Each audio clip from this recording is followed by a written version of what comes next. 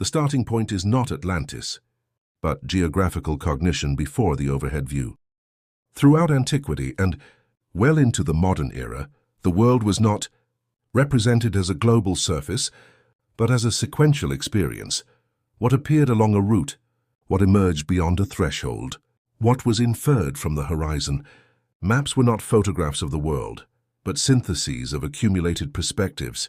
Within this framework, Solon's expression, "beyond the pillars of Heracles," does not indicate a cardinal direction. Plato never says west, but a change of state from the internal, legible enclosed sea to the true sea, open and unstable. Beyond is not a coordinate, it is a cognitive threshold. Leaving the pillars and navigating straight ahead, that is, following a natural nautical route shaped by currents, winds, and the curvature of the earth, the sea, actual trajectory is not a straight line on a modern map, but a curve. Ancient navigation does not aim at a point. It follows a progression of appearances. The sequence described by the text is consistent with this logic.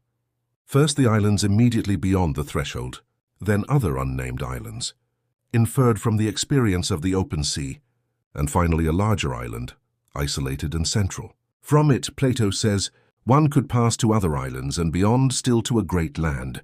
This land is not described as a measured continent, but as a continuous mass, perceived as a wall of coastline seen from afar, without articulation, a visual perception, not a modern cartographic definition.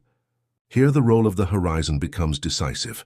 Before the zenithal view, the horizon was the primary instrument for measuring the world. What existed was what appeared.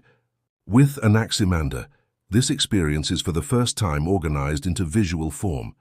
His map does not arise from an overhead perspective, but from the rationalization of travel accounts and routes. This logic persists through the centuries and reappears in late medieval maps, such as that of Piri Reis, not a global vision, but a collage of horizons. Coastlines seen in profile, islands perceived as masses, distant lands reduced to continuous lines. Solon is neither an explorer nor a cartographer. He is a mediator of knowledge.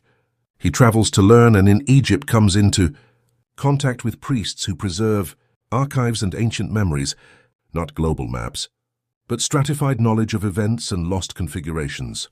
The account that reaches Plato does not transmit coordinates, but a vision of the world coherent with pre-zenithal cartography, sea as transition, islands as nodes, land beyond as inferred continuity. For this reason, the text should not be read by searching for a point on a modern map, but by reconstructing how the world appeared to those who traversed